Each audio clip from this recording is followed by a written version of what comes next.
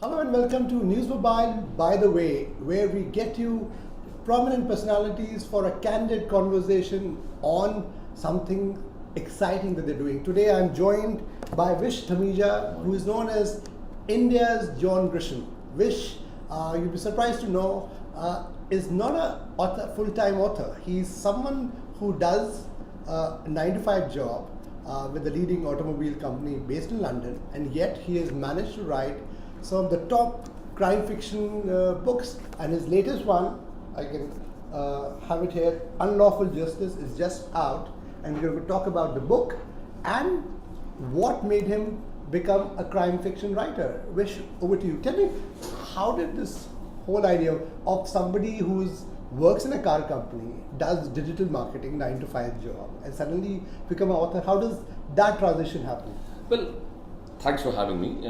I believe everyone has a story in them. So it could be crime, it could be romance, it could be slice of life.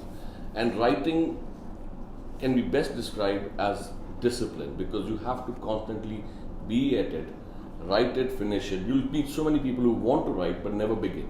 So everyone has a story. It's just some people like to tell it. So I chose to tell my story. What was the motivation for your first book? Because obviously a lot of writers who must be are watching you now must be wondering that they all want to have this hidden writer in them, but they can't somehow get down to writing, or they can't find. So how did it all happen? The first book, tell me about it. Well, I had the story idea in my mind for quite some time. Yeah. And I kept saying to people that I want to write, and never got down to writing it, which is the first drawback of trying to become an author, but hindrance you don't do it. So I wrote the 5-6 chapters quietly and showed them to my wife, and when she saw them, she said, "Where have you copied these from?" And that gave me a confidence that it had to be good enough for me to copy. Yeah.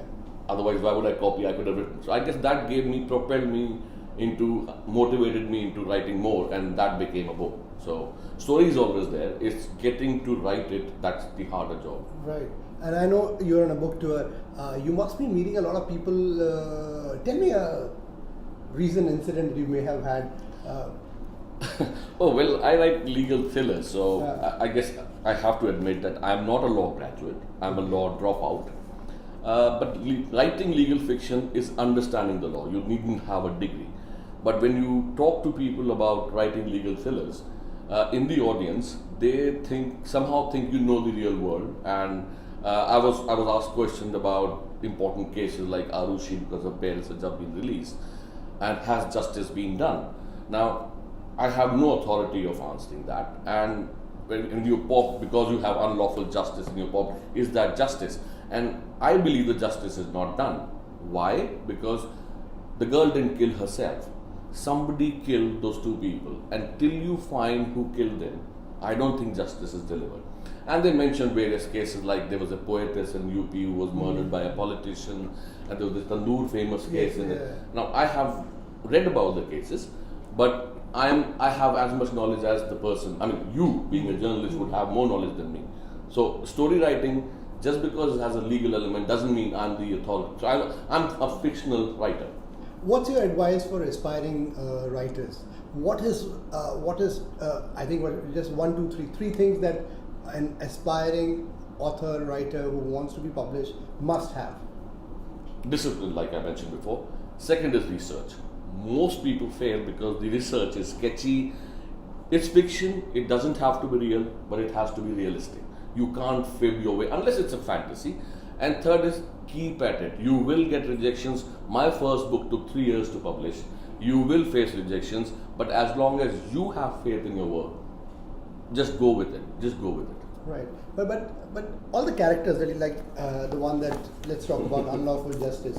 You have the character of Akash Hingorani, a top criminal lawyer, best friend of Preeti and Vansh. So are these somehow anything related to a real character? How do you imagine these characters? No, I don't base them on real characters. However, any human being would have subconsciously seen something. Now, that could be a real person, a film actor, a comic caricature. So in one of the books, I have a person who resembles Professor Calculus, in Tintin, if you remember. Right, absolutely. So every character isn't based on someone, Right. but I could pick up the nose from somewhere and the characteristics from somewhere, and some part of it subconsciously is because I like playing music, so some character would play music and that, so on and so forth. So you build the characters that way. Yeah. So what next for you? When is the next book coming? Next book is early or mid 2018. Right. It's another legal thriller. Right. It's called The Mogul, and it's a story of the third richest person in the country.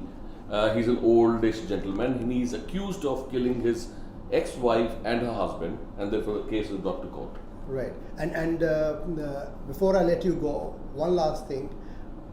What about Bollywood? Are you thinking of creating one of the thrillers which can be turned into a Bollywood movie?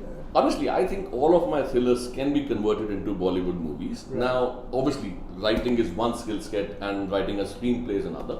But I give enough character and location descriptions and the story is detailed enough to be turned into a film. Now, who picks it up, whether it ever gets made, well, that's a lottery. So, we'll wait for the lottery.